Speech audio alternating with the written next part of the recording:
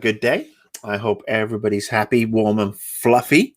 Look, there's an ad playing. There was an ad playing before my stream, at least on the Twitch. Again, learning process, taking a look at things. What's going on with you guys and girls? Are we okay? Say hello to me in the chat room, please. I have a schedule today. I actually have a list of things I'm going to talk about. How's everybody's day? You having a good one? Pretty good day myself here.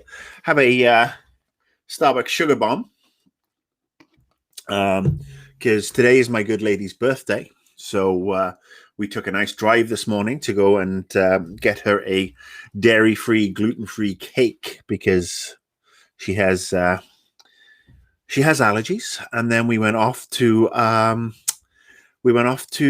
Malibu. We took a drive through the canyon over to Malibu and down, and stopped, had our coffee and buns at a nice little parking lot overlooking the beach, and then came home. In fact, got home like 20 minutes ago and came straight in here to say hello, everybody. So yeah, I am sugared up. Woo, woo, woo. So what are we going to do today? What are we going to do today? Anybody there? Hello. All right, got things to talk about. Things and stuff and shit, as it were. Let's see. Let's go back to my channel. Let's see who's in the chat rooms. Nobody. Oh, this is going to be fun. This is going to be fun. Oh, hello, Gigabell. Thank you for saying hello. Thanks for making me feel like I am not alone. Oh, I can't even fucking sing Michael Jackson anymore. Everything's been ruined. You shouldn't have touched people. All right, so I know I have 4 people watching. I'm happy. Hi, Replay. How you doing? Okay, today. Topics. What am I going to talk about? Well, I am going to talk about the following stuff. Going to have a little chat about Wandavision because Wandavision finished series finale last Friday on Disney Plus. I hope you watched it. I'm not going to spoil it. I'm going to sort of like take it slow.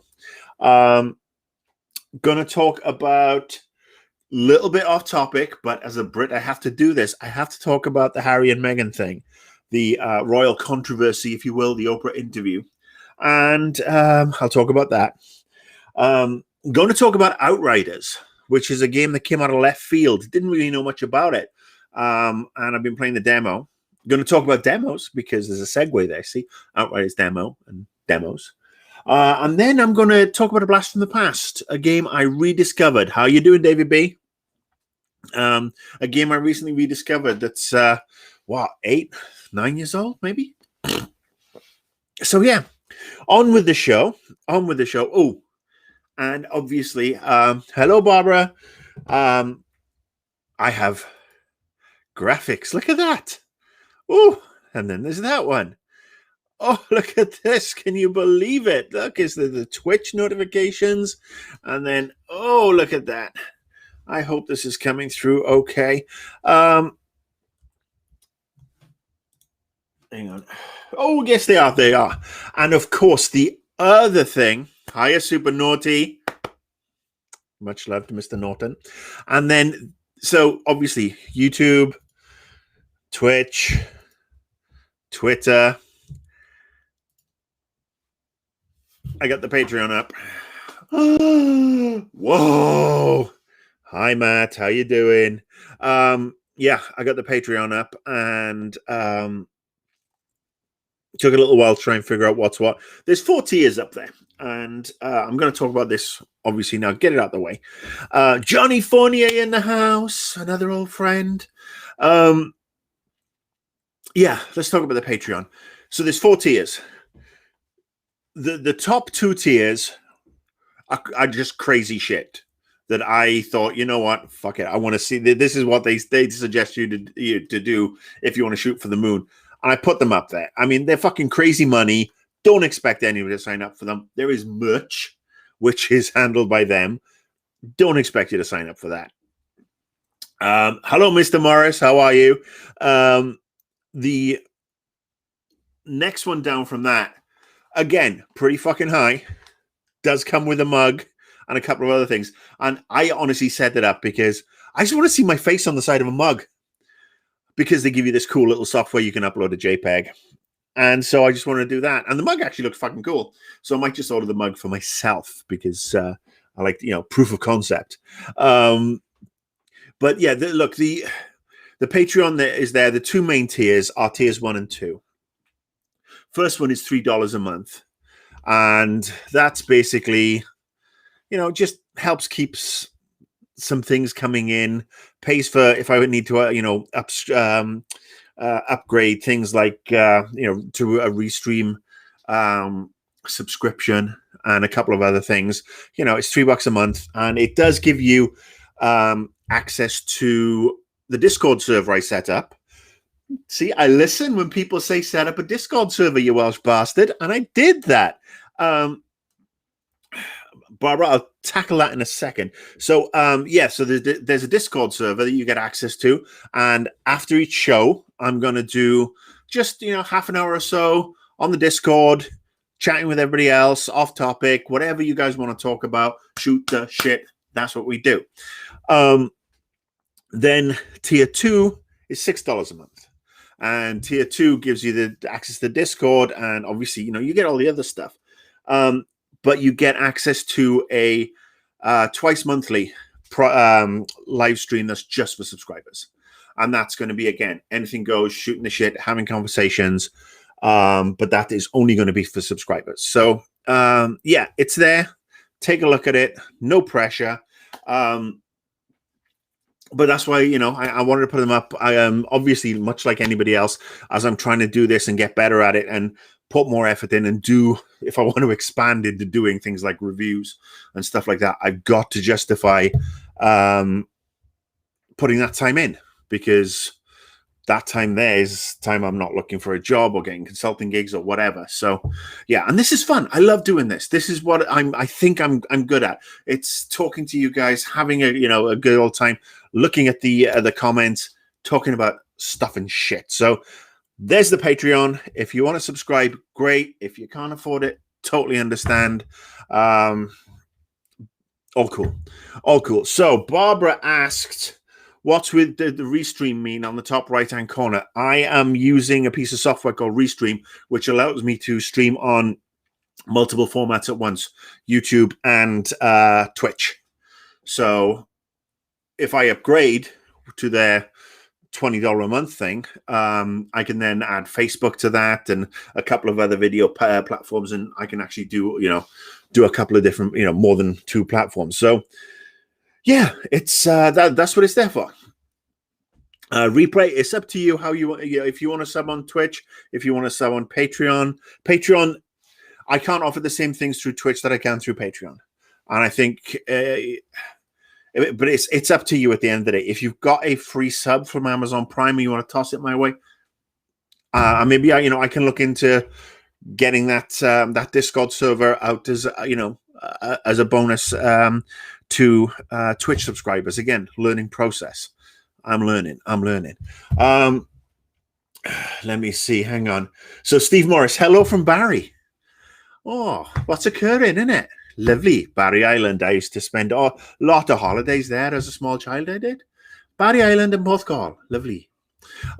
Yes, Barry Island. Beautiful place. Beautiful place. When the sun is shining, you got the island, the fun fair. I used to go there a lot. So, do we get Mellow Gamer as the grey hair has hit home? Well, look, the grey hair is super showing right now because, and to be fair, it's only at the sides. Come on. I mean, it is, pandemic, lack of haircuts. I haven't had my haircut since, crikey, last June. So yes, this is grey. I mean, I'm 50 years old. I am grey. I am beer. I am grey. This is grey. You don't go through the shit that I've gone through in the last 4 years and have not much to show for it. I mean, thankfully, I don't think I'm not wrinkled. My skin is still relatively smooth. I mean, other bits are sagging and grey, obviously, but You know, that is being old, but no Botox here or anything like that yet. How you doing, Tim? How is she? Um, let's see. Chick Chaser PHC, Chicken Chaser. Will's doing right in the Six Nations. Do I care for rugby? Of course I care for rugby. My boys won the Triple Crown. Second time in 3 years. 4 tries on the English. Boom. Italy this weekend. So, going to be a tough game, but we beat Italy, get a bonus point. We're all set for the final game against France for the title. Anyway, yes. So I'm caught up in the chat room. Now let's get on to the topics. And here I go back. Got my laptop going. This is the list. Let's talk about WandaVision. Hands up if you saw the series finale of WandaVision.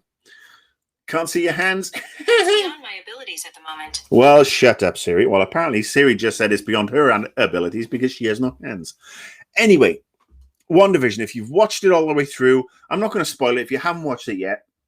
I just got to say that the ending of WandaVision, incredibly satisfying. Now, we are looking at a series that should have ended and gone straight into Doctor Strange 2 in the Multiverse of Madness, but it didn't because global pandemic, wear a mask, yada, yada, yada, impacted filming and so on and so forth. So that movie we're not going to get till next year. But can I just say, and this is a recurring topic that I've seen pop up over the last couple of days, I gotta say kudos to Marvel because we had so many fan predictions, myself included, is like, oh, we're going to see this, this, and this. Oh, we'll see who Pietro really is. It really is Pietro. Is it Mephisto? Are we going to have Reed Richards in there? Blah, blah, blah. And Marvel just went and went totally off, totally in an opposite direction to what everybody thought. Incredibly, like I said, incredibly satisfying ending. Paul Bettany up against his greatest acting challenge, in his own words. He teased that for a while. He'd said, oh, I get to act with somebody I've always wanted to act with. I feel really excited about it. And then the reveal is that there is 2 Paul Bettanys. There's 2 visions. Not much of a reveal. Come on, this is a spoiler from 2 weeks ago. And it worked really well. So, yeah. WandaVision's really, really good. Really, really good.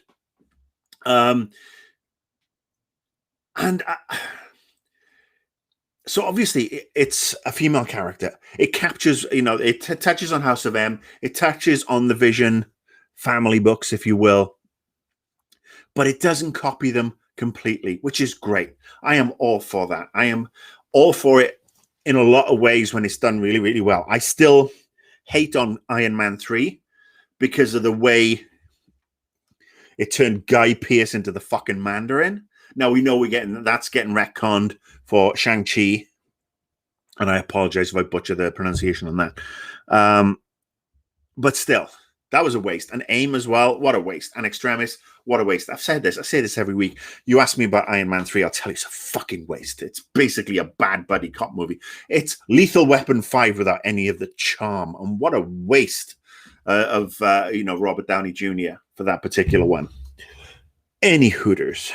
So yes, WandaVision is just great. I am looking forward to Falcon and Winter Soldier because it's going to be such a different turn of pace. One is this kind of surreal, starting off with these sitcoms and then explain why the sitcoms are there, and you find out what really went on in Westview and what happened just before that and where Wanda was mentally. And it's just a great way of dealing with grief.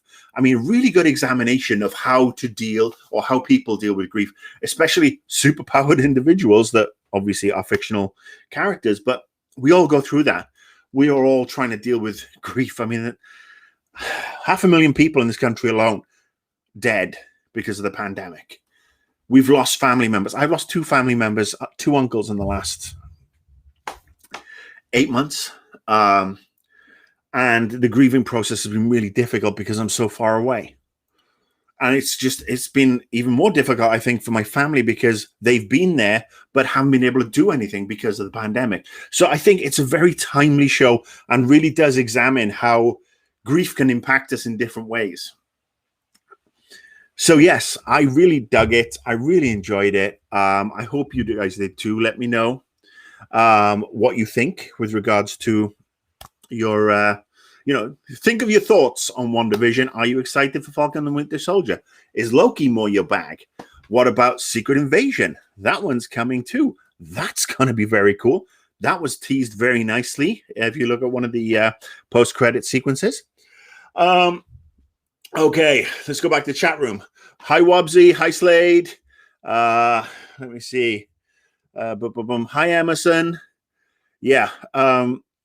WandaVision literally will kick off going to in the Multiverse of Madness. Apparently, Spider-Man No Way Home will touch on it as well, which is what we'll see. I think we're going to see that at the end of this year. So that might actually come out before Multiverse. I think it does come out before Multiverse of Madness. Damn this pandemic, ruining the comic book nerdery and our timelines. How dare you? Okay, so yeah, WandaVision. 2 thumbs up. In fact, I'm going to go back and rewatch it, I think, next week and watch it back to back before Falcon and the Winter Soldier debuts in precisely 10 days. Is it precisely 10 days? It says the 19th, isn't it? I think it is. Maybe it's next week. Who knows? I don't care. Every day is like COVID day. All right. Now, stepping a little bit outside the regular topics of pop culture, video games, movies, TV, etc., etc. As a Brit, I would be remiss not to talk about something that is heavily in the news right now, and that is Prince Harry, Meghan Markle, the Oprah interview, and the backlash. Now, haven't seen the interview. Don't particularly care to see the interview because I doubt I'd be surprised by anything that's said in the interview. Now, I don't live in the UK anymore. It's been 21 years since I moved to the States. Well, the States doesn't have a monarchy, and I'm fucking glad about that because as somebody who was living in London the day Princess Diana died, and had seen the way she'd been treated, I'm not surprised Prince Harry and Meghan Markle decided to get the fuck out of there. The royal family, to me, is an outmoded and particularly distasteful system in the UK. They get paid a shit ton of money. And people will say, oh, they do so much for Britain, blah, blah, blah, blah, blah. They bring tourists in. Well, not during COVID. They do live in the lap of luxury. I know they do work hard for and bring things that, like to charities and stuff like that. And that's all cool. But they're rich as fuck. And there are people starving, people homeless. And to have a gilded monarchy in this day and age when people are suffering and the NHS workers, for example, are getting a 1% pay rise, National Health Service in the UK. Fucking diabolical. Insulting. 1%. Fuck you, Boris Johnson. I think it's obscene. And we're talking about somebody who's a wealthy landowner as well. And I'm not surprised that this American girl with attitudes and opinions that are very 21st century and has come in and things have been a little shaken up because the royal family is not only stuck in a previous century, it's surrounded by glommers and hangers-on who are all basically committed to keep their noses in the trough. People who look down, who think they are better than every other person because they are a footman or a press secretary or whatever for the royal family. I think it's fucking outmoded, needs to go bye-bye. I don't blame Harry and Meghan Markle. I'm not surprised. I wish them nothing but luck. Fucking done with them. The royal family. Leading on from that, though, let's talk about the tabloids in the UK. And I haven't checked the list. The thing yet. I don't know, what you guys are saying, but I'll definitely get to it. Let's talk about the tabloid media in the UK. The tabloid media in the UK are fucking scum. They killed Harry's mother. the paparazzi. They're scum in this country too. The likes of TMZ and Harvey Levin should be put up against the fucking wall. As far as I'm concerned, it should be illegal to be a paparazzi. It's like, no, you're basically a fucking cancer. You're preying on people. And the tabloid press in the UK are fucking vicious, miserable. And they're either right-wing or extremely right-wing or extremely left-wing. You got the Murdoch rag, the Sun, which is toilet paper, basically, much like its fucking owner. Fuck you, Murdoch. I hope you get fucking cancer and die a slow death. And then you got the Daily Mail and the Daily Express, which are right-wing, conservative fucking rags, owned by practical neo-Nazis, all pro-Brexit, bunch of cunts, a lot of them. And I'm sorry, I said the C word. That's how bad. I rarely say that on something like this, so I apologize for offending anybody by getting that particular word out there, but that's how badly I feel about these people, or strongly. And then you have the Daily Mirror, which is a left-wing tabloid, but still a fucking tabloid. They may lean left in their politics, as I tend to do, but they're still a fucking tabloid, and they're trash. Now, these guys have had it in for Meghan Markle since day one. Why? Because she's American. 2, because she's a black woman. She's an actress as well. So she's a commoner. And these people in the media love to make idiots hate stuff. And much like Facebook, where you got Facebook and people are saying, oh, QAnon, Democrats are feeding babies to Hillary Clinton in pizza fucking bars all over Washington. These people are fucking morons who believe anything, but there are stupid people. There are a lot of fucking stupid people in the UK, unfortunately. They voted for Brexit.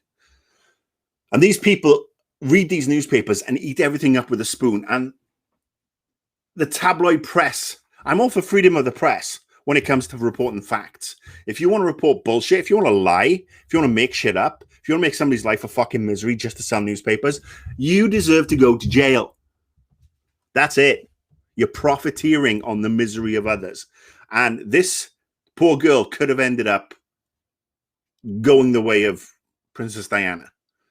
I'm hoping that she doesn't. I hope that everything's good. But the tabloid press is disgusting in the UK. And this brings me on to the turd-in-chief of the tabloid media over there. Not Murdoch. He's a piece of shit. Piers Morgan. Piers Morgan is a racist, former newspaper editor. He's a walking sack of shit. He's also an Arsenal fan, which is, Arsenal should fucking disown him because their team is too good and that club is too good to have a scumbag like that supporting them.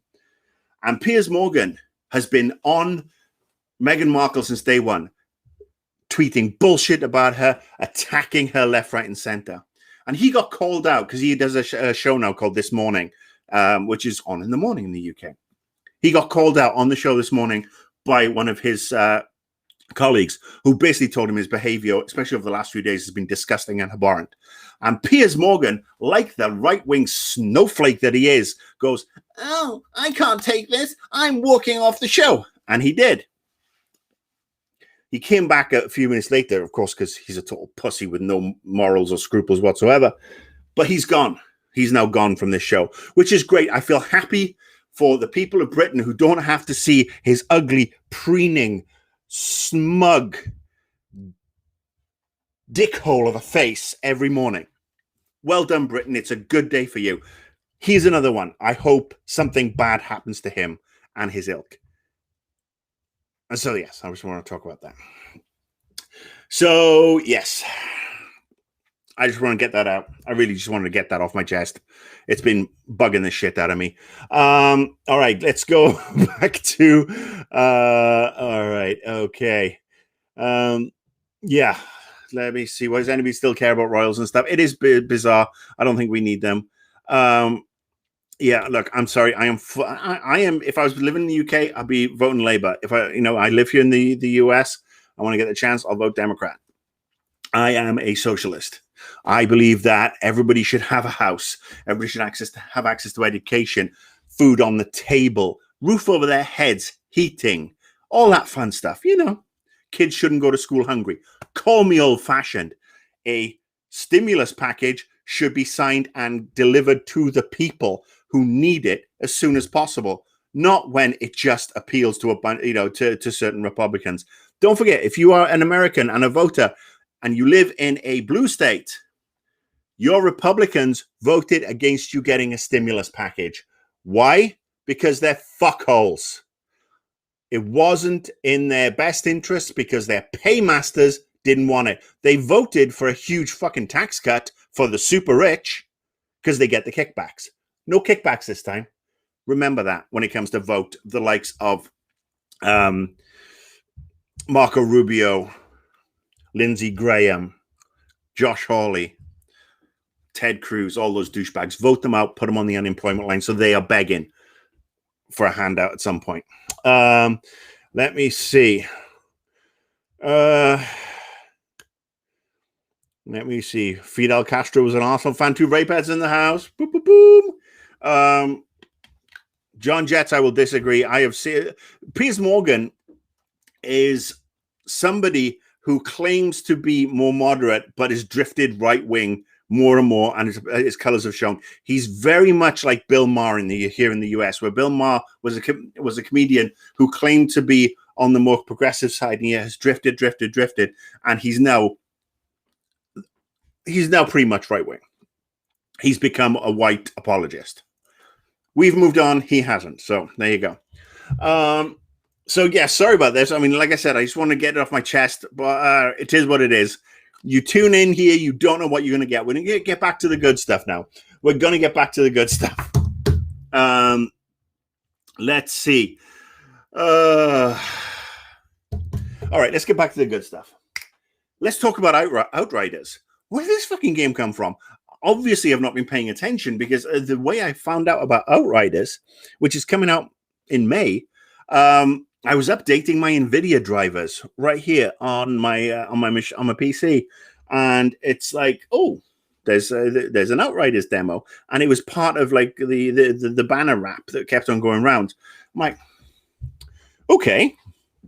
Then I watched the video. I was like, kind of looks like Gears of War meets Infamous. I'm intrigued. Tell me more. And so I went and I found the demo.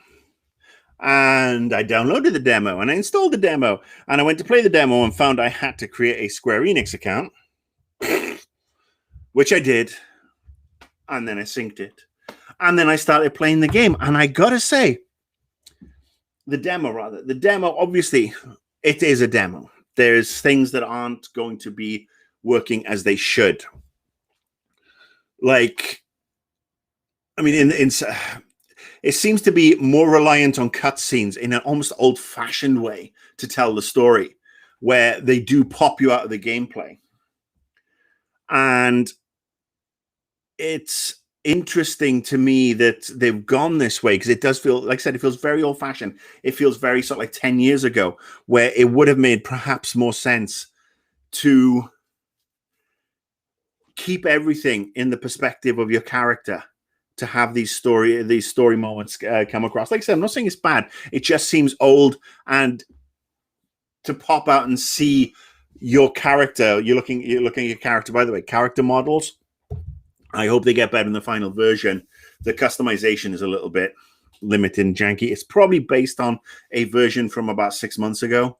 They got it super polished and got it out. Fine. Tis what it is.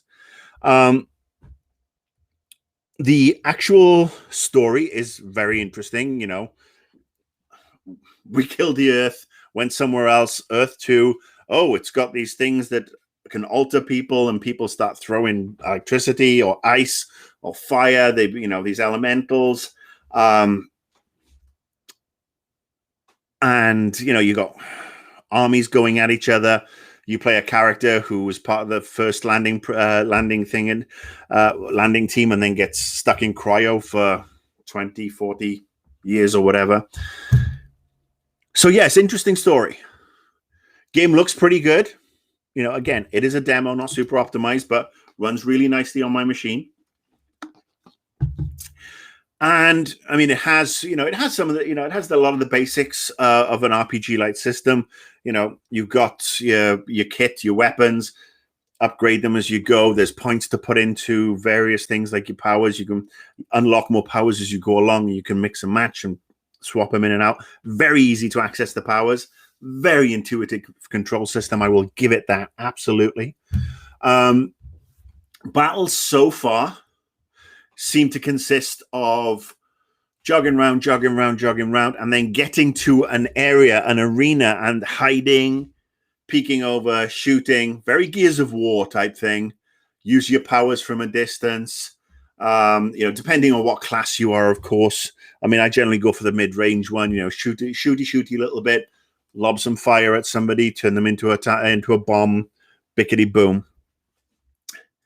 But it works. I didn't think that it would work. I mean, like I said, I played it. I got to the end of the demo. And I was like, oh, shit, I want to play some more, which is always a good sign.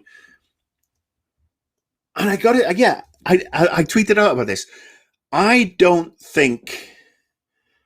I played this game with zero expectation. Always a good sign, because then you're always a little bit happier. But I went in with zero expectation, and I found it scratched an itch I didn't know I had. And I said that on my tweet a couple of nights ago, and Daniel Bloodworth from Easy Allies, my ex-Game Trailers friend, said that, you can get a cream at CVS for that. So, yes, smutty bugger. So he got me good. Mic drop, burn, boom. But it does. It's one of those ones where I'm enjoying the story. I'm enjoying the collecting little bits. I'm enjoying talking to various people, and I'm hoping you get to build on these relationships as you go forward. That would be really cool. And I know this is predominantly a multiplayer game as well, but the fact you can play it solo, you can lone wolf the shit out of it. That to me is really cool as well, because as we know, I am an antisocial bugger. Hey, I'm happiest in front of a camera with nobody else around. So that's generally the way I am. But yeah, check it out. Let me know your thoughts. I'm going to jump back in here for a minute. I'm going to look at the chat room. See what's what. I miss demos, but I'm an 80s, 90s kid. Steve Morris, we're going to talk about that in a minute, actually. You think you guys are old. I'm the oldest. Let me see. Outriders is coming out for Stadia. Oh, geez. But yes, if you haven't played it, download the demo. I'm not sure if the demo's on PS4, PS5, and the other ones. Let's see. Okay. So, Backbeat. Interesting. Yeah. I mean, it will be interesting to see how the full version of the game goes. And I hope that I don't get buyer's remorse, because I'm gonna go buy it.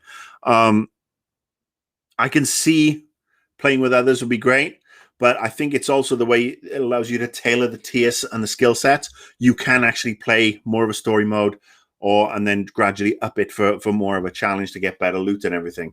My main concern with this game, a couple. One, it won't allow you to build relationships and really customize your character into whoever you want to be. And two, it will literally become run into the kill box, hide behind hide behind a wall, attack from a distance, or get up close and personal if you want to, take out the sniper, go to the next section. Boss, there's a boss. Oh, what am I going to do? I'm going to hide behind this wall. Boom, boom, boom. That's my concern. I hope there is something beyond that with regards to gameplay. I'm not sure what I'm hoping for, but I really would like to see a little bit of variety and a little bit of growth with the gameplay options. I don't want it to turn into a kill box grind over and over and over again, because that'll just become really fucking annoying. All right. So, from Outriders and the Outriders demo, let's talk about demos. A couple of people brought it up in the chat room already. Steve Morris says, I miss demos. I mean, I remember playing demos from the 80s when cassettes would come on the covers of the video game magazines or the computer magazines I'd buy, and there'd be demo tapes on there with 3 or 4 demos of a game that you'd load up. No installation, you just load, because there was no space on a Spectrum 48K to install anything. And again, my entire PR career, working in the industry as, publishers, developers, as I was the guy generally working on the PC games, all the games I worked on had demos.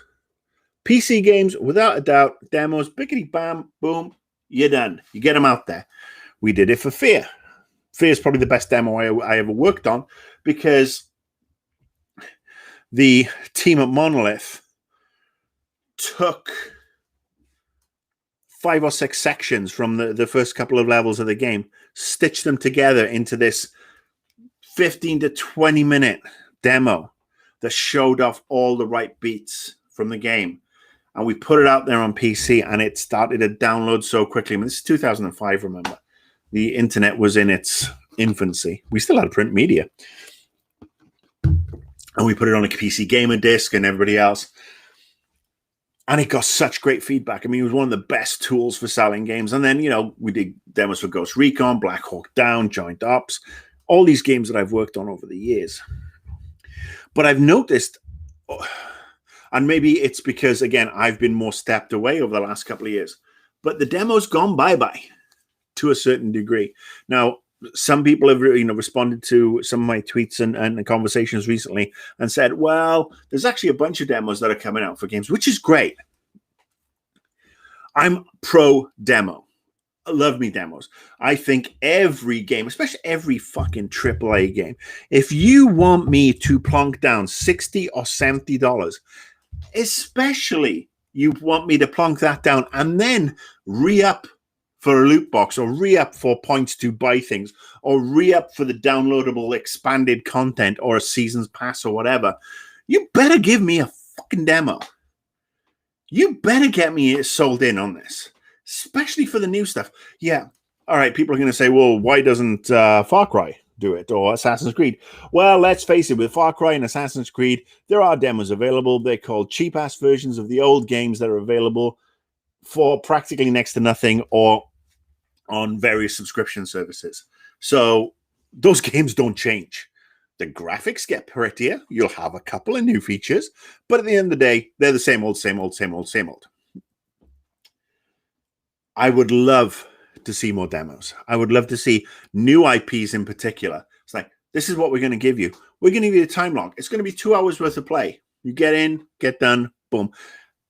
Oh, well, we don't want people pirating it and unlocking the rest of the game. Well, you annex off the code. You go, this is how we go with the executable. You get executable. You don't put this, further, stuff from further down. There's no art assets. There's no storyline. There's no speech.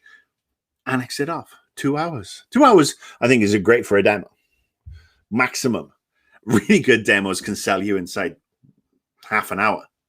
But if you are something that you got something that's a little bit more RPG-esque, a little more story heavy, and you want to get across several features beyond a shooter, then 2 hours, really good value for money. And it will, it worked with Outriders, because I am now going to plonk my money down.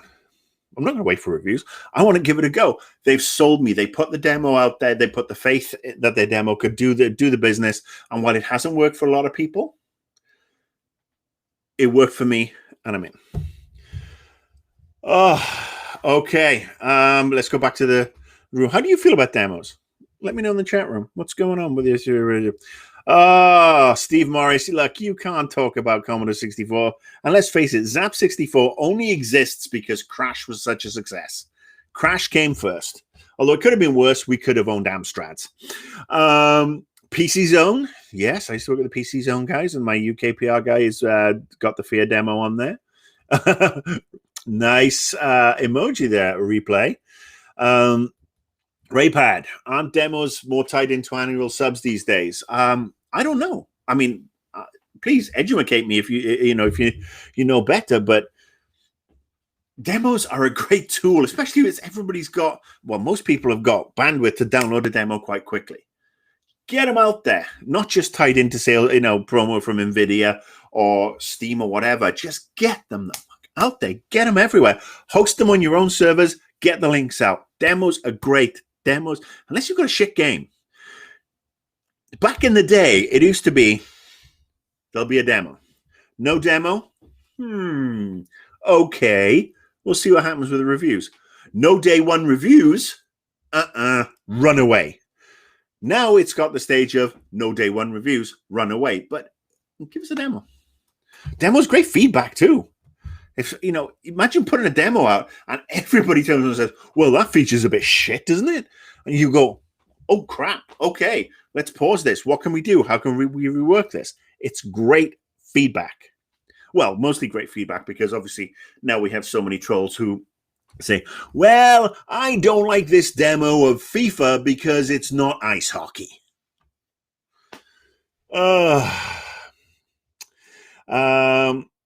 Let me see. Shareware worked for Doom. Absolutely. Let's go back to the chat room. All right. Blah, blah, blah. Love to see me interview or just chat with games journalism veterans like Andy Mack on my channel. I don't know if I can get Andy Mack now. Andy Mack is he's taken the corporate dollar.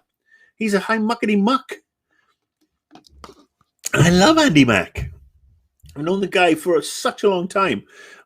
He lives here in LA actually. But yeah, I don't know if I can actually get him on. I'd have to talk to his boss. Backby. Oh, I'm sorry. I'm going to finish off Daft Gear TV. People will go way back and take you on a trip down memory lane, game history oriented. It's funny. That's something I pitched to Game Trailers back in 2014 before I stopped doing Annoyed Gamer and Invisible Walls.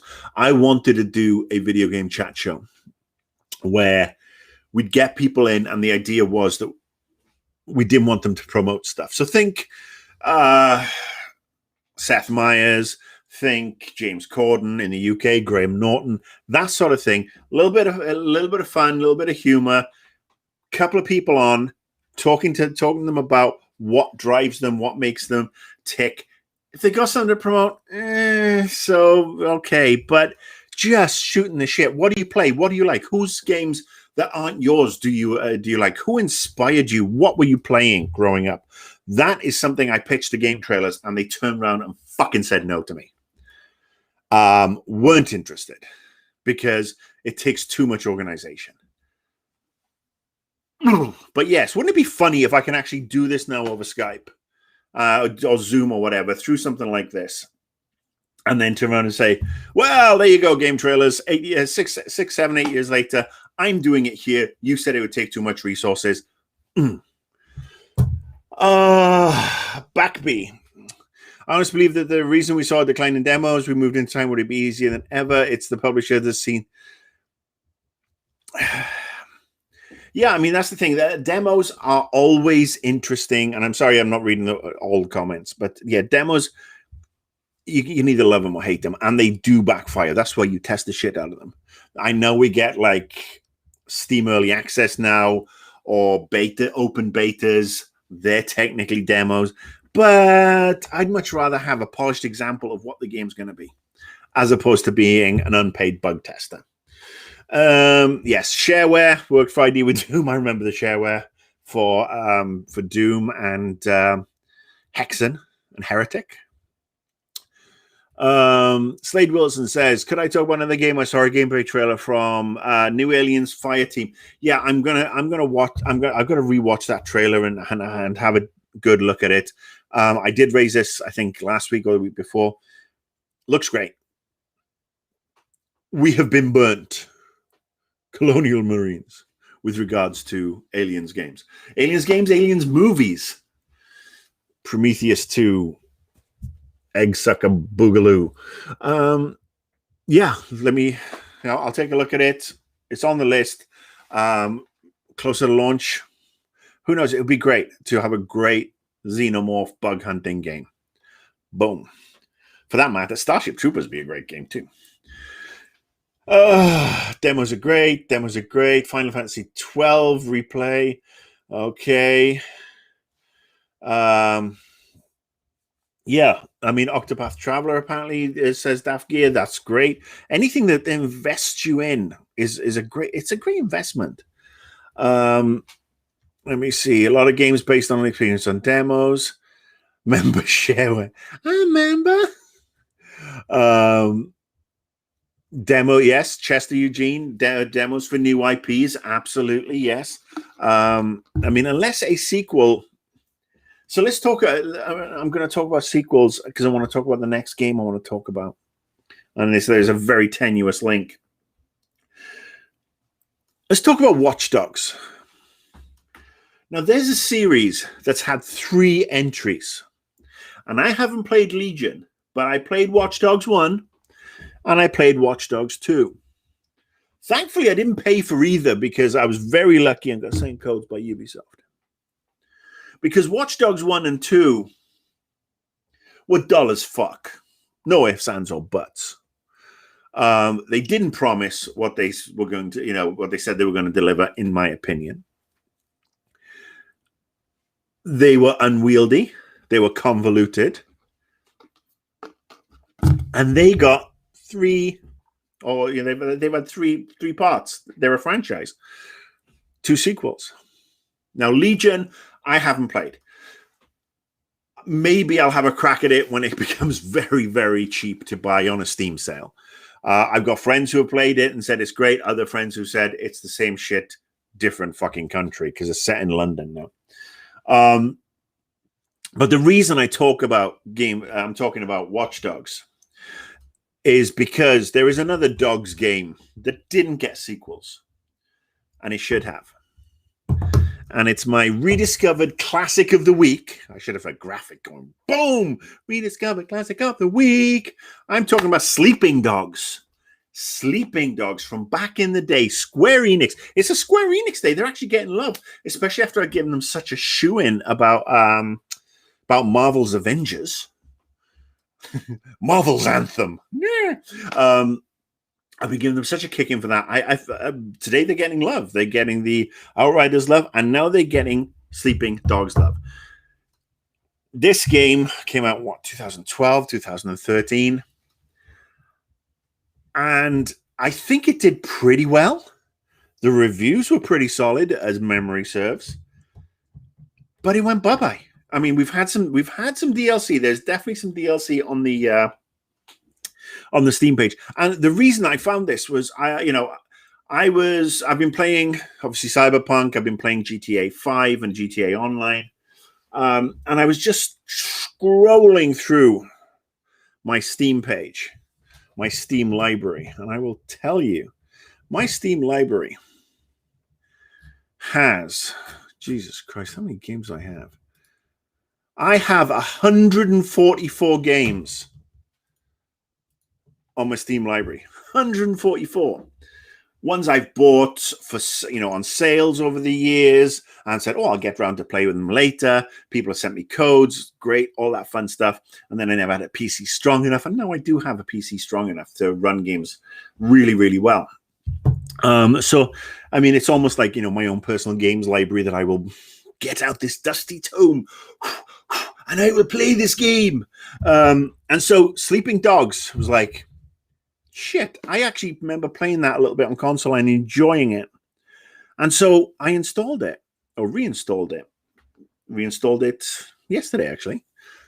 I spent all day playing the game. So much fun. I mean, one, it's great to be in that's like sandbox type game outside of the GTA world. I know we had other games that have been very similar, down the years. But it just, the combat, the hand-to-hand combat is really good. It's very, Batman Arkham Asylum-esque, where you've got the block and you can dodge and counter and kick and hard kick, a hard attack, light attack combos. The environmental attacks where you'd dodge somebody, you grab them, grapple them, and take them over to a window fan and shove their heads in it. Not for the faint of heart. This isn't rated E for everyone. And then the storyline, you play a cop going undercover, with the triads. The driving's pretty good, but it's a great world, and I'm going to start investing in the DLC and getting that DLC and getting the full Sleeping Dogs experience. And I heartily recommend it to anybody who likes GTA. Like GTA 4, GTA 5, or if you like, if you're a fan of Hong Kong action movies, the way they handle things like, running and vaulting over stuff and, parkour, if you will. So if you like that aspect from, say, Assassin's Creed, there's a lot in there to appeal. And I don't know how much it costs now. It's probably really cheap to get this game. But I have got to say, I am stunned that game didn't get a sequel. When you look at the likes of Watch Dogs, and again, tenuous dog link, but it's also, a GTA open world style sandbox game that's gotten 2 sequels and still not setting the world on fire. Sleeping Dogs didn't. And I say, what's up with that, Square Enix? Giving you a lot of love. It's a great game. Perhaps it didn't sell as well as it should. I'd love to see that game come back. I would love to see, not a remaster. Give us another story. Give us another sequel. Back to the chat room. Chester Eugene, thank you for the compliments. Yes, I am. My pandemic hair is on point, I think, right now. Do Neo Crisis 00, do you miss working in traditional games media or PR? Definitely don't miss working in PR. I have this running gag. I left PR in 2011 after several months at Ignition, which basically paid bills, allowed my wife to start her business at the time, and I met some people who are absolutely fantastic. We're still friends to this day, but I wouldn't wish on anybody. Fucking hated Ignition. Talk about people who didn't know how to run a fucking company or a games company. The upper management of Ignition, I wouldn't piss on if they were on fire. They all lost a lot of money, and so fucking right. So I wouldn't work in games PR because games PR has become it's out of all recognition compared to what I was working on. I worked on the print mag was king, and then print and TV, that was the big stuff, and then it was slowly moving into the internet, and we're doing stuff with GameSpot, IGN, etc. But it was pre-social media. It was pre-Twitch, pre-influencer. Nobody fucking heard of an influencer, thankfully, when I was working in PR. I was working with journalists who actually respected, on the whole. Most of them I respected, yeah. Most of them I actually, and most of them are still friends to this day. They were straight with me. I was straight with them. Sometimes a little too straight with each other because, I still have to protect your game. But yeah, I had a good time working in PR and a good time to work in PR, if you will, if you get my drift. Couldn't do that today. Like I said, my standing joke is if I had to do PR today, I'd have to abandon Twitter, Facebook, and every other piece of social media, or otherwise I'll be fired on a daily basis for having to deal with dipshits. So no, I don't miss that. I do miss, some of the people I worked with, some very good friends who I'm still in touch with, thankfully. And, we will see each other after the pandemic. With regards to the traditional games media, I mean, I haven't worked in traditional games media since the mid-90s. I know everybody says, oh, you worked at Game Trailers, but I was a freelancer. I was a consultant at Game Trailers. I did Invisible Walls. I did Annoyed Gamer, and that's it. I wasn't in every day. I'd bump, come along, do my thing, bug out. So I don't consider myself traditional media because I also wasn't writing really in-depth pieces. I was doing some interview stuff, but not a lot. I wasn't doing games reviews back then. So, yeah, I don't think back in the mid-90s when I worked on Games World on Sky One, I was traditional games media. That was a 9 to 6 job, Monday to Friday, focused on games for one outlet. And then when I freelanced, I was more traditional games media. I was lucky enough to work for I wrote some reviews for CMVG back in the day, mid-90s. I remember I did my first cover story for anybody was a Spider-Man game on the Super NES. Yeah, good God, that was a long time ago. 25 years ago. Fucking hell, I'm old. So yeah, I don't miss that either. I miss the camaraderie of seeing people like, my friend Ray, who's in here tonight. I miss seeing the likes of him at events and catching up and looking at stuff and getting excited about games with other people. I don't miss the grind, if you will. Save the grind for World of Warcraft. I hope that answered your question. Let me see. There's a podcast in the day called Retro Hour, something similar to what you just pitched. Good to know. See, great minds think alike. Side quest. SideQuest, is that the SideQuest website run by Dali, my good friend Dali. We do and Sean Norton, we do a Doctor Who podcast when Doctor Who's on the air. It's called The Lonely TARDIS. You should check it out. If you like Doctor Who, check out The Lonely TARDIS. They've been doing it for way longer. I came on several years ago, and I've been with them ever since. And we've had some ding dong discussions over the years. Current consensus, Chris Chibnall's shit. Oh. Ankita, yes. Why bug test games when you can launch the game and patch it the year after release and sell it as content? Welcome to capitalism in the 21st century, my friend. Slade says there's a Starship Troopers coming. Yeah, but I mean, Age of Empires, Age of Empires, loved Age of Empires 1, 2, and 3 on the PC. Starship Troopers, more of a bug hunt type game, like a proper bug hunt. I can see how it will work as Age of Empires or Command and Conquer, because let's face it, Command and Conquer is the one that will really tap into that. StarCraft, obviously, that's another one. But just the idea of fire teams, and not just fire teams on the ground, but taking out bug ships in space, bombing runs, that sort of stuff. That could be really cool. The problem with Starship Troopers is that while the original movie was some wonderful Paul Verhoeven popcorn with a really dark, strong political undertone, as much of his early work was. You look at RoboCop. Just such great work in the 90s from that 80s and 90s from that man. But yeah, it would be lovely to see. I mean, the sequels have been shit. The sequels have been shit, much like RoboCop, actually. Okay, let's go down. Sleeping Dogs, totally underrated. See, Bagby, you got good taste. Immortals. I'll have to look at that. Glad to see people loving the Sleeping Dogs.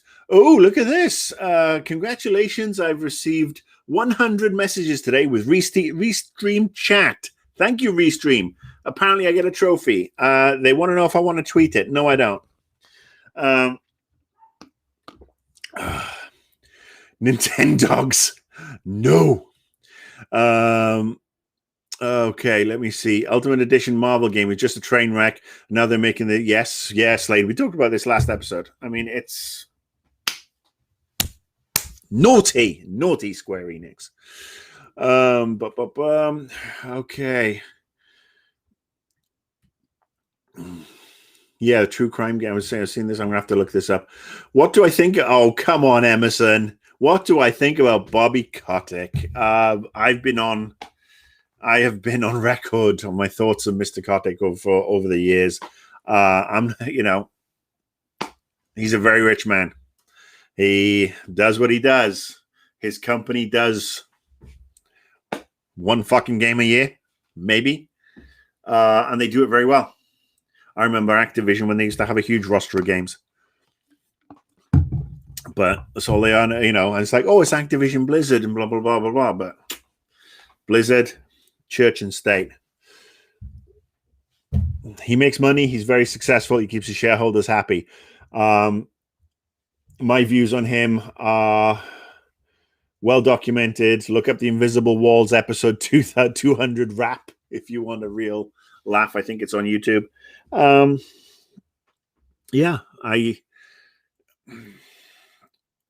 They know what they're doing. They're making a lot of money. You can't quibble about it, but at the end of the day, are they stimulating the games industry?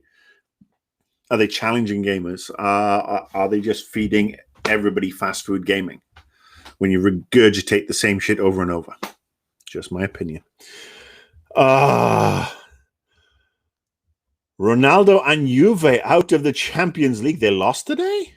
What? Well, here's hoping Liverpool don't get out of the Champions League. 2-0 tomorrow, or 2-0 lead. Champions League is the last thing we've got to play for. I'll have to watch that up. Let me see. Okay. Did I get a replay? Comment on Watch Dogs. Hang on. Hang on. I have to scroll back up. Replay. I'm sorry. Hang on. I didn't see it. Sorry. I didn't. Oh, have I played the PS4 version? Oh, no. Sorry, Replay. I didn't see it. Glad to see everybody's loving the Sleeping Dogs. Maybe, never mind a remaster. Sequel would be nice. Watch Dogs is the new Splinter Cell. Splinter Cell could do with a reboot and a rebirth. But my worry is after what they've done to Ghost Recon and Rainbow Six, what they do to Splinter Cell. It's too slow paced. Stealth gameplay is an art and can be executed so well. I mean, shit, Cyberpunk does stealth gameplay really quite well if that's the way you want to play. In my opinion. I would love to see Sam Fisher back. Okay, let me see. I keep trying to imagine some of the more sensitive influencers hearing Marcus speak. Well, look, I'm sorry. If you are an influencer, fine. Use your influence for good. If you just take fucking money to shill shit to people who trust your opinion, you're a fucking hoe. Male or female. You fucking hoe. Save the grind for Final Fantasy 11. No, I don't do Final Fantasy anymore. Luke Taft, thank you very much. I've missed you. We're having a moment. Somebody else who hates Chibbers. Yes, we hate the Chibbers. He ruined Jodie Whittaker's Doctor, in my opinion. Replay, you're talking about Nuke as in Duke Nukem or Nuketown or what? I don't. Hello, Playland MX. I don't play Call of Duty. Simon Eyes 23, big fan from the GT Live Invisible Walls days. Thank you so much. Thank you so much for coming in to catch up with me live. It's good to see the number go up. The numbers. I'm feeling good. This is invigorating me. And I'll be honest, I'm not in pain for the first time in about 4 years. The heart bypass really did its job. Yes, I'm still working my way through rehab, but I feel good, and this makes me feel better that I get to talk to people. I can still be somewhat relevant, and I'm building everything up from the beginning. But but thank you, everybody who comes in and watches these or shares a comment on Twitter. You have no idea how great you make me feel and humbled. And I'm not kissing your ass because, look, I'm not going to blow smoke up your ass.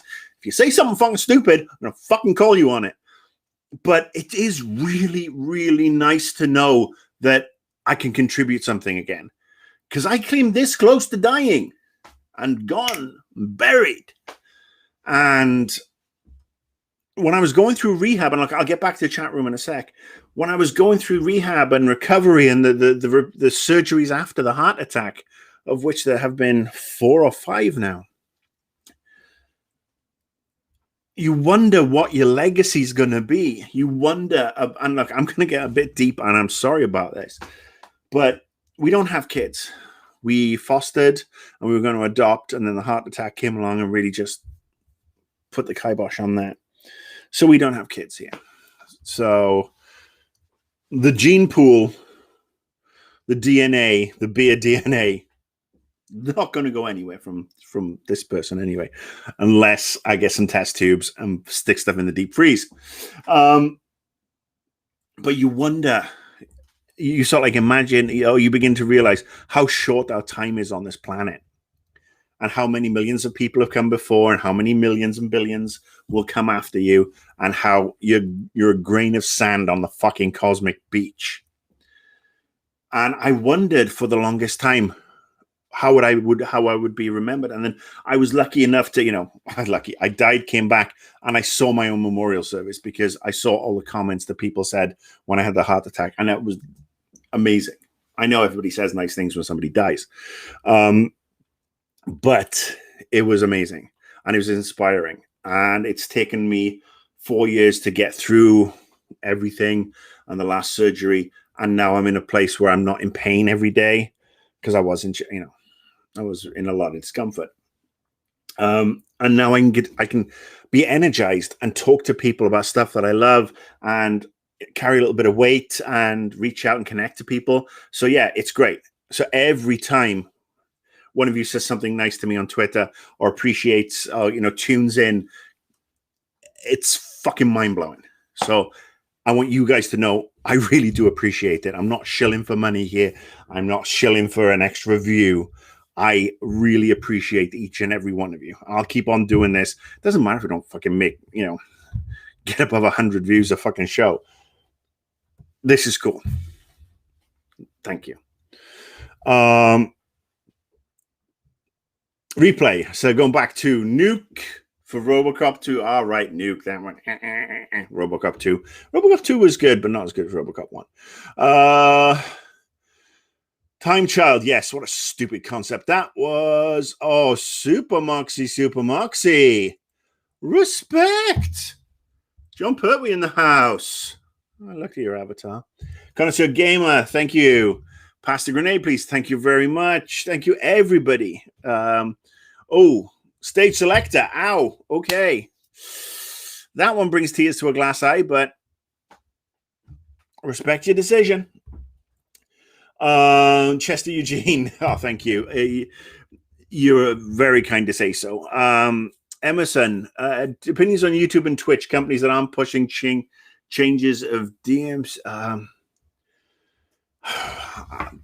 I haven't been paying attention. I'm sorry. If you're on Twitter, send me a link to something where I can have a look at it and get into more. I've not really been focusing on the digital rights management aspect. All I know is I was playing to get me sort of like pumped up and I was already pumped up because I had a whole bunch of stuff to talk about, but I had Public Enemy Fight the Power just playing in the background as I was typing things out and getting bouncy ready and it would be lovely to be able to play some of these songs, have commercial breaks. We would be almost like a video game DJ, but can't really do that because of understandable copyright.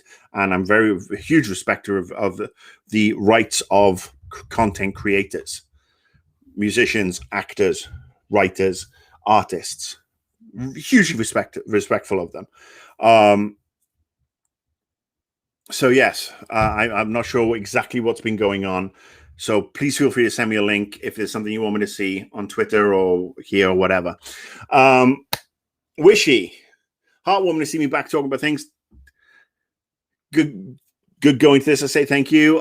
Simon Ice, thank you very much. TV. I'm Justin Bieber. Although, there you go. Steve Morris, I think we need a Marcus Beer and Jim Sterling crossover. We did that. A long time ago, me and Jim. Look it up. We did it at PAX. Backby, I'm so sorry to hear you've been in pain. Yeah, I just hope that it can be managed. You can get through it. Whatever surgery you need, if you need to go under the knife, last resort. But yeah. See? Worth it, though. Never wear a bikini again. Sucks, but there you go. Never had a beach bod anyway. Last time I was in on a beach, somebody turned up and tried to fucking harpoon me. They thought that I was orca and I'd beach myself. All right. Young Wave Audio. Happy you're on camera again. Thank you. Thank you so much. Again, thank you so much for everything. You guys absolutely rule. Okay, how long we've been going? What's going on? An hour and 8. So for you, those of you who did sort of like join late, there's a Patreon. Now, if you are someone who is a subscriber of my Patreon, you obviously there's a couple of different things, but you do get access to my Discord server. After this show, I'm going to hop on Discord. I don't know if either of my existing subscribers are going to be on there, but there's going to be a conversation, maybe with myself, but that's going to happen after every show. Subscriber only conversation, chat about anything. We'll turn the voice on. Everybody can contribute voice-wise, and it'll be great. That's for the very basic $3 a month. It helps contribute, keeps the light on. Have to generate some money. I'm not, not like I'm a rich man. But yeah, That's the $3. For the $6, you get that, and you also get a live stream, 2 live streams just for subscribers every month. There are two other tiers. One that comes with a mug, the live stream, and a 45-minute Zoom call at your discretion whenever you want it. And then there's a crazy one that's just got a bunch of merch and all the other stuff, which I don't expect anybody to sign up to.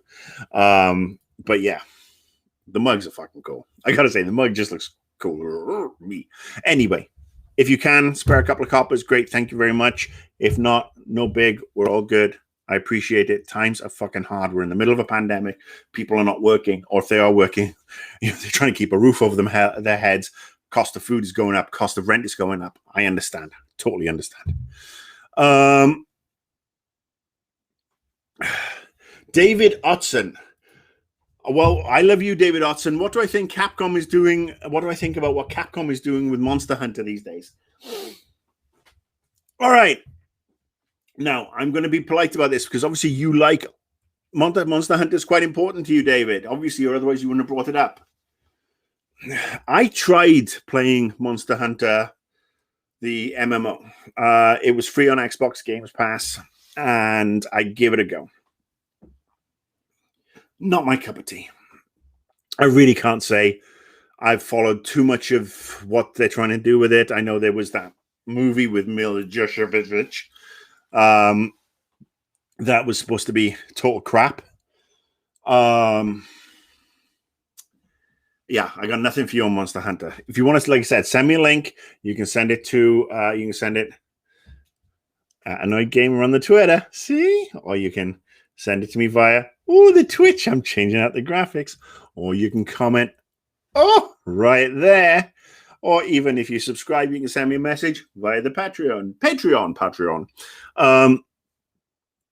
So yeah, and I'll have a look at it. If it's something that is egregious, if they're doing something to piss people off and it doesn't make any sense to me, even as somebody who's not a fan, I'm happy to kick up a fucking ruck. Because the fact that I don't care for a game doesn't mean that I shouldn't be concerned and championing the consumer. There are lots of games out there that bore me stupid. But people love them. And if people love them and somebody's doing something shady and shitty, well, that's what I'm here for. See? AG. So yeah, send me the info. Something wrong, something bugging you, let me know. See what I can do. All right. Release it. Oh, so there you go. Releasing the game and feeding it with free updates, monster quests, and supporting for a while. Great. Well, in that case, I did talk about No Man's Sky doing exactly something similar. So in that case, well done, Capcom. Keeping the fans happy, giving people the content. Great. Love it. Keeping people engaged. People are more likely to pay for subscriptions or pay for coins or whatever. Yes, yes, yes, yes, yes. Good on you, Capcom. If you keep the fans happy and you're giving them good stuff, value for money, that's all we care about. Good job.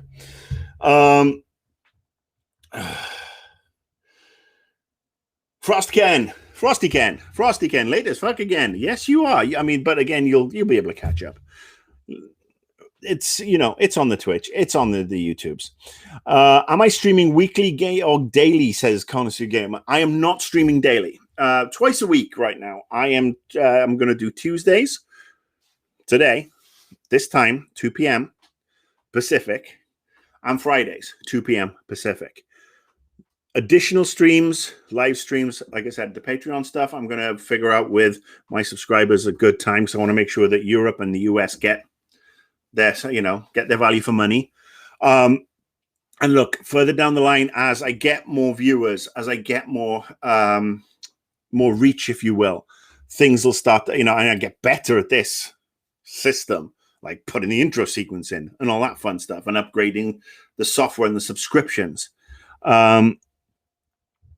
I am not going to rule out doing stuff like more streaming of games. If you look at the YouTube feed in particular, I've done a lot of Cyberpunk streaming. Not adverse to that. Not adverse to doing reviews. Not adverse to doing interviews. But again, I've got to crawl before I can walk, before I can run. And I'm still crawling. You know, I've just come out of the primordial ooze, given the little legs and the little arms a little workout before I start to stagger around. So not, you know, I may go to 3 days a week. I may go to 4 days a week. I may just stream live 2 days and then just pop up videos on YouTube with other stuff. Who knows? Jesus, replay. I'm so sorry. I am so sorry to hear that. Anybody's rent going up $100. And this, again, in this current pandemic, no.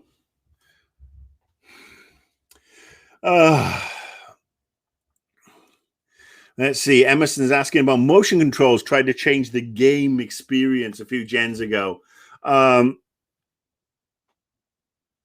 Let's talk about the motion controls for the Wii. They were a great gimmick. They went from the motion control to the camera, the Kinect. We had the Guitar Hero guitars. We had the toys. These are all great gimmicks, but they don't really advance gaming. The thing that I think that will advance gaming is this. This is where we need to be going. This is going to be the cool shit. Maybe not today, although there is some very cool stuff out there. Maybe not tomorrow, but soonish. Tech's going to get cheaper and better. And then we're going to be in Ready Player One world, and it's going to be great. Although I'll be living in a retirement home in Florida, gumming up my mash and going, I remember when games were on controllers and anyway. The Castillo Protocol. I haven't seen it. I'm going to have a look at it because I liked Dead Space before it became microtransaction driven. And EA shut the dev team down. Did I see all of WandaVision? Yes, I did. Talked about it at the top of the show. Check out the start of the stream on YouTube or on Twitch. Did talk about it. Thumbs up. No more Wednesday or Thursday streams. I've got to try and figure out what's a good sweet spot. The fact that I can now stream to 2 different thingies at the same time in YouTube and Twitch is great. I'm not ruling them out, but Tuesday and Friday gives me enough time to figure out stuff to talk about because I know I make it effortless. I know you think I just get out of bed and shake my hair and put on some clothes and just say, I'm going to make shit up as I go along. And I do, but I do have to have some stuff in advance. I do have to have some time playing a game or reading or watching some TV to establish a train of thought so that I don't come out and go, well, I see that Kotaku has written about this today, and I'm just going to read this all off the Kotaku screen. And I think this is because I've got no opinion of my own. You don't come here for the regurgitated shit. So I'm trying to give you some quality, which means I can't give you the quantity right now, which is something I've been telling my wife for 15 years.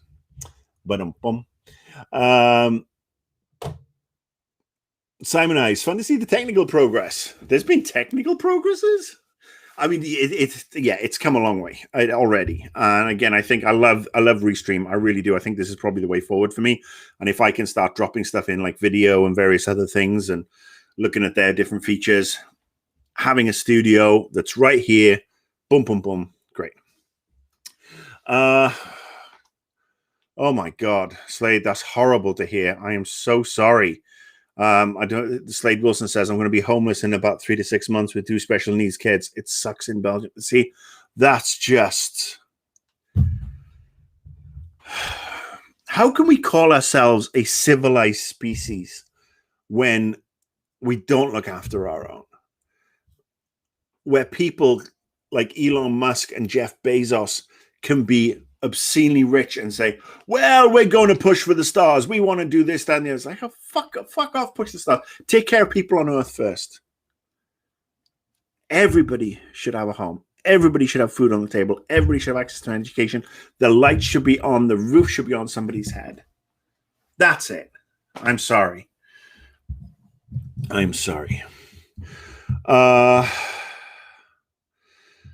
Yeah. Okay. Yeah, that whole simultaneous screens thing. Look, and if they don't want me to be affiliate on Twitch, so be it. I want to reach as many people as I can. Not everybody's on Twitch, not everybody's on YouTube. That's just the way it is. So either it works or it doesn't. If it doesn't work for Twitch and they say you can't be an affiliate anymore, it's like, all right, l'chaim. Happy Hanukkah. See you later. Yeah, I really enjoy my Quest. I think it's great. It is the future. These things are the future. You put the haptic suits in. Like I said, read Ready Player One. Don't watch the movie. It sucks. But the idea, and let's face it, the book is total fan wankery. I mean, it is real fan service.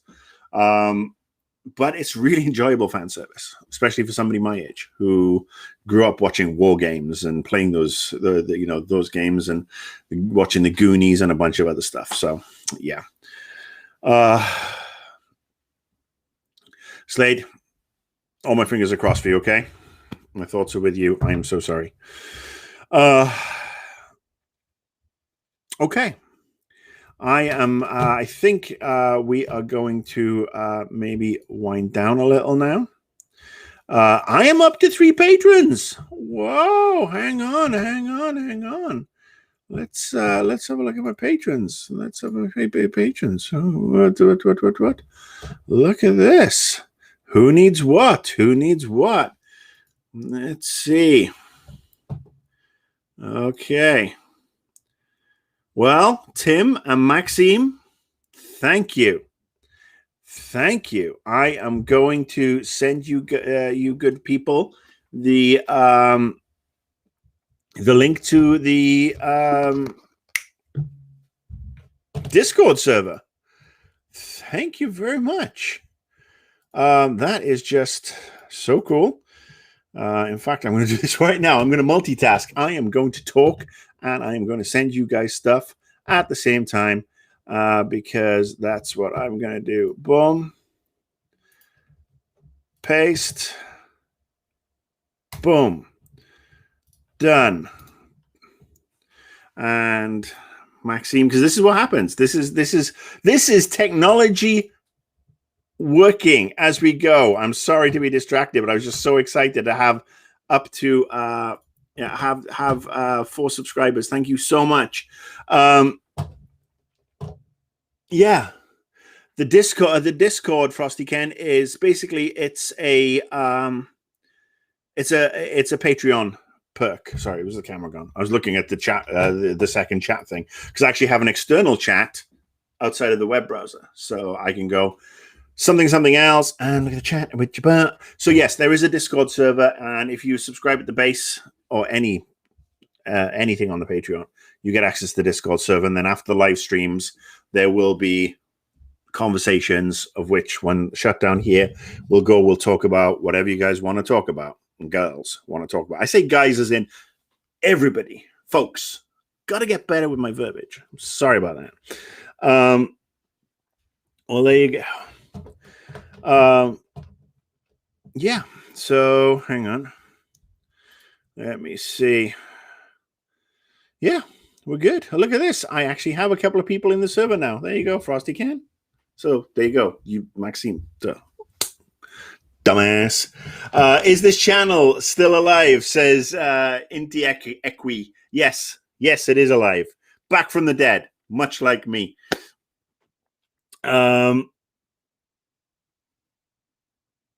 Yeah, thank you for subscribing. And look,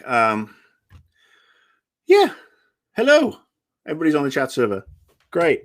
If you want to join us on the chat server, it is a perk out of the Patreon. So there's the link if you want to have a look at it. Like I said, people don't have to subscribe at all. You'll still get the same mediocre quality content twice a week from me that I've always delivered. If you want more mediocre content, more than twice a week, that's where I'm going to have to draw the line and ask for some money. But yes, I think that's probably a good way. Wow. Thank you, Inti Equi. To be close to Christopher Hitchens, that's a compliment. I'm not fit to lace his boots, but yeah, thank you. Thank you very much for everybody, to everybody who's just tuned in the entire time, checked out this stuff on Twitch, on YouTube, subscribed on YouTube, liked, subscribed, and, tossed me a subscription on Twitch. Thank you so much. Followed me on the Twitter. Let's go through the graphics, the captions. If you want to follow me on Twitter, I am @AnnoyedGamer. If you want to follow me on the Twitch, I am Beer. It would be great if I could just put these all across the bottom just to scroll. Probably can, but... And then the YouTube is youtube.com/C/Marcus Beer. I try to get Annoyed Gamer. Doesn't exist. So, anyway. And then, obviously, the money-grabbing whore that I am. There's that as well. So... Thank you so much. I'll see you guys on Friday. If you are a subscriber, stay tuned. Hop into the Discord server. I will be in there very shortly. We will have a chat for about half an hour or so. Give me some topics. Let's have a conversation. I'm going to turn the sound up. Let's have some voice. It'll be great. And it'll be the first time I've done chat on the Discord server. So again, this is new. This is exciting. My cherry's about to go. Woo! All right. Thank you so much, folks. I will see you on Friday. Hit that like, subscribe button, whatever. Follow. Tell your friends. Tell your family. The more I can get out there, the more I get access to stuff. Stuff and shit is what you guys want me to talk about. So if I get more views, because I can't afford to buy every single fucking game that comes along. Wish I could, but I can't. But it's just the same as anybody else. If you like what I have to say and think somebody else would like it, get them to watch, and then that reach makes me more attractive to the PR people, to the marketing people, who then say, "Here's a code, here's a preview version of so and so, so and so. Here's an interview, boom, boom, boom," and I start to give you the content that you want, as well as the content I feel I can do. Anyway, we out. Thank you very much. Stay safe. Talk to you guys on Friday. Same bat time, same bat channel. This is Beer saying, be good, be safe. Laters.